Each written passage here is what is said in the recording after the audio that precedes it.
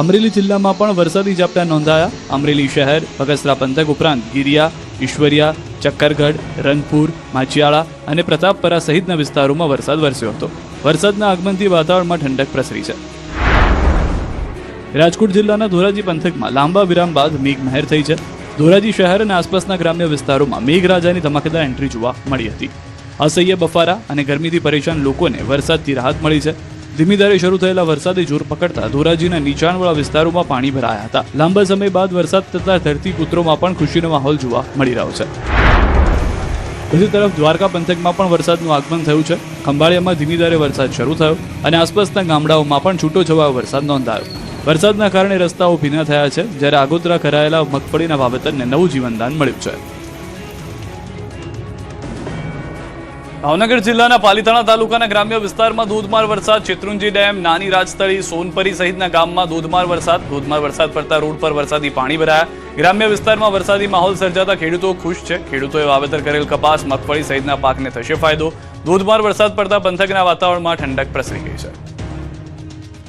ખેડા નડિયાદમાં 5 દિવસના વિરામ બાદ ફરી મેઘરાજાની એન્ટ્રી। કાળા ડિબાંગ વાદળો અને પવન સાથે વરસાદ શરૂ। છેલ્લા કેટલાક દિવસોથી ગરમીમાં ત્રસ્ત બનેલા લોકોને વરસાદ વરસતા જ વાતાવરણમાં ઠંડકનો અહેસાસ મળ્યો છે। સાંજના સમયે વરસાદ શરૂ થતા લાંબા સમય સુધી વરસેલા વરસાદે ખેડૂતોને પણ લાગણી વધાવી દીધી છે, કારણ કે ખેતરમાં ખેડૂતોએ ડાંગરના ધરું તૈયાર કરી દીધા છે અને હવે વરસાદની તાતી જરૂર છે।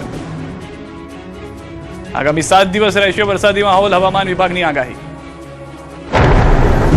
ગુજરાતમાં આગામી 7 દિવસ સુધી વરસાદી માહોલ યથાવત રહેવાની શક્યતા છે। હવામાન વિભાગે દક્ષિણ ગુજરાત સહિત રાજ્યના અનેક વિસ્તારોમાં વરસાદનું એલર્ટ જાહેર કર્યું છે। રાજ્યમાં આગામી 7 દિવસ સુધી હળવાથી મધ્યમ વરસાદની આગાહી કરવામાં આવી છે। દક્ષિણ ગુજરાતમાં આગામી 3 દિવસ ભારે વરસાદની સંભાવનાને પગલે એલર્ટ જાહેર કરાયું છે। આજે નવસારી અને વલસાડ જિલ્લામાં અતિભારે વરસાદનું એલર્ટ આપવામાં આવ્યું, જ્યારે સુરત, ડાંગ અને તાપી જિલ્લામાં ભારે વરસાદની આગાહી કરવામાં આવી છે। આ ઉપરાંત 25 અને 26 જુલાઈના રોજ ઉત્તર ગુજરાત અને મધ્ય ગુજરાતના કેટલાક વિસ્તારોમાં વરસાદને લઈને એલર્ટ જાહેર કરવામાં આવ્યું છે। હવામાન વિભાગના જણાવ્યા મુજબ રાજસ્થાનમાં સક્રિય થયેલું સાયક્લોનિક સર્ક્યુલેશન અને ગુજરાત પરથી પસાર થઈ રહેલો હવાના દબાણનો પટ્ટો વરસાદ માટે અનુકૂળ પરિસ્થિતિ બનાવી રહ્યો છે। આ હવાના દબાણનો પટ્ટો દક્ષિણ ગુજરાત અને સૌરાષ્ટ્રના વિસ્તારો પરથી પસાર થઈ રહ્યો છે। સાથે જ બંગાળની ખાડીમાં પણ સર્ક્યુલેશન સક્રિય થતા રાજ્યમાં વરસાદી ગતિવિધિ વધવાની શક્યતા છે। તંત્ર દ્વારા લોકોને ભારે વરસાદની સ્થિતિમાં સતર્ક રહેવા અને જરૂરી સાવચેતી રાખવા અપીલ કરવામાં આવી રહી છે। રાજ્યમાં હજુ પણ વરસાદની ઘટ, રાજ્ય સરકારે જાહેર કર્યા આંકડા, ખેડૂતો ચિંતિત। રાજ્યમાં ચોમાસાની સિઝન વચ્ચે વરસાદની ઘટ પણ નોંધાય છે। ગત વર્ષની સરખામણીએ આ વર્ષે વરસાદ ઓછો રહેતા ખેતી અને જળસંચયની સ્થિતિને લઈને ચિંતા વધી છે। ગુજરાતમાં અત્યાર સુધીમાં વરસાદમાં 22% ઘટાડો નોંધાયો છે। 18 જુલાઈ સુધી રાજ્યમાં માત્ર 26.56% જેટલો સરેરાશ વરસાદ નોંધાયો છે। વરસાદની અછતની અસર સીધી ખેતી પર જોવા મળી રહી છે। રાજ્યમાં વાવેતર વિસ્તારમાં પણ 21% ઘટાડો નોંધાયો છે। વરસાદ ઓછો રહેતા આશરે 10.54 લાખ હેક્ટર જેટલા ઓછા વિસ્તારમાં વાવેતર ઓછું થયું છે, જેના કારણે ખેડૂતોની ચિંતા વધી છે। જિલ્લાવાર સ્થિતિની વાત કરીએ તો ગીર સોમનાથ અને અમરેલીમાં જ ગત વર્ષની સરખામણીએ વધુ વરસાદ નોંધાયો, જ્યારે અન્ય વિસ્તારોમાં વરસાદની ઘટ જોવા મળી રહી છે। બીજી તરફ જળસંગ્રહની સ્થિતિ પણ ચિંતાજનક બની રહી છે। રાજ્યની 107 ડેમોમાં પાણીનો જથ્થો 25%થી પણ ઓછો હોવાનું સામે આવ્યું છે। વરસાદની અછતને કારણે આગામી સમયમાં કૃષિ ઉત્પાદન અને જળસંચય વ્યવસ્થા પર અસર થવાની આશંકા વ્યક્ત કરવામાં આવી રહી છે। ડાંગમાં પોલીસે જનરક્ષકના સૂત્રને કર્યું સાકાર, મહિલાનો જીવ બચાવ્યો। ડાંગ જિલ્લામાં સાપુતારાથી એક માનવતાભરી ઘટના સામે આવી। સાપુતારા પોલીસે સમય સૂચકતા વાપરી મહિલાનો જીવ બચાવ્યો। સુરતથી પરિવાર સાથે સાપુતારા ફરવા આવેલી એક મહિલાની અચાનક તબિયત લથડી હતી। મહિલા ટેબલ પોઈન્ટ ખાતે પરિવાર સાથે નાસ્તો કરી રહ્યા હતા, ત્યારે તેમને અચાનક ખેંચ આવતા પરિવારજનો ગભરાઈ ગયા। ઘટનાની જાણ થતાં જ 112 જનરક્ષક ટીમ તાત્કાલિક સ્થળ પર પહોંચી। પોલીસના જવાનોએ સમય બગાડ્યા વિના મહિલાને પ્રાથમિક મદદ આપી અને તરત જ સાપુતારા સરકારી હોસ્પિટલમાં સારવાર માટે ખસેડ્યા। સમયસર હોસ્પિટલ પહોંચાડતા મહિલાને તાત્કાલિક સારવાર મળી અને મહિલા મોતના મુખમાંથી બચી ગઈ। પોલીસની સતર્કતા, ઝડપી કામગીરી અને માનવતાભર્યા અભિગમને કારણે પોલીસ પ્રજાની મિત્ર હોવાનું સાર્થક થયું।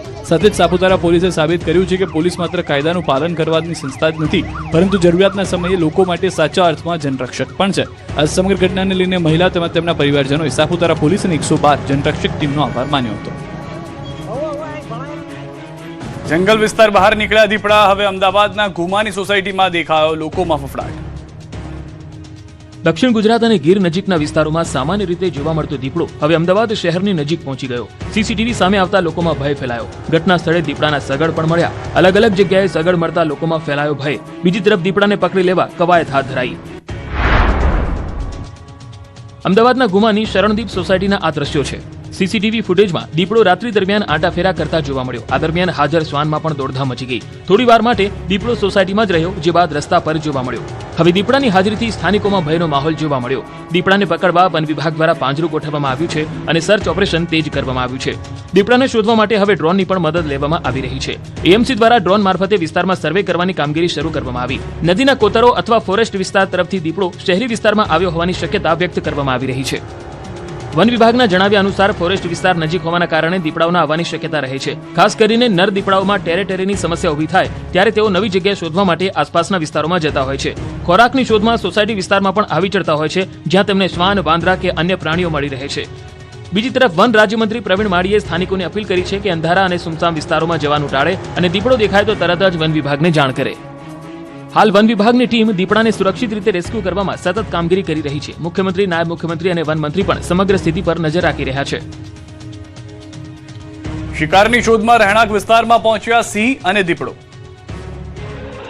ગીર સોમનાથ અને વડોદરામાં સિંહ અને દીપડાએ ડરાવ્યા છે. ગીર સોમનાથમાં સિંહ શિકારની શોધમાં આવી ચડ્યા, જે દ્રશ્યો સીસીટીવીમાં કેદ થયા. બીજી તરફ વડોદરામાં દીપડાના આંટાફેરાએ લોકોને ડરાવ્યા. ગીર સોમનાથના ગીર ગઢડાના આ દ્રશ્યો છે. શ્વાન અને સિંહણ હોવાની જાણ થતા તે ભસવા લાગે છે. બીજી તરફ થોડી જ વારમાં સોસાયટીમાં સિંહણ ગાયની પાછળ દોડતી નજરે પડે છે. કેટલીક ગાય ભયભીત થઈને જીવ બચાવવા ભાગી રહી છે, જેની પાછળ સિંહણ પડી છે. સોસાયટીમાં સિંહણ આવી ચડતા લોકો ભયભીત બન્યા છે. આ તરફ વડોદરાના શિનોર વિસ્તારમાં દીપડાના પરિવારની અવરજવર સામે આવી છે. શિનોર સુરા શામળ માર્ગ પર રાત્રિના સમયે પસાર થતા વાહન ચાલકે દીપડાના પરિવારને કેમેરામાં કેદ કર્યો. વિડીયો સોશિયલ મીડિયામાં વાયરલ થતા વિસ્તારમાં ચર્ચા શરૂ થઈ. દીપડાના પરિવારની હાજરીથી સ્થાનિકોમાં ભયનો માહોલ જોવા મળ્યો છે. વન વિભાગ દ્વારા લોકોને સાવચેતી રાખવા અને રાત્રિના સમયે અવરજવર દરમિયાન તકેદારી રાખવાની અપીલ કરવામાં આવી રહી છે. અમરેલીમાં ફરી સિંહની રાડ, વૃદ્ધ પર હુમલાનો કર્યો પ્રયાસ.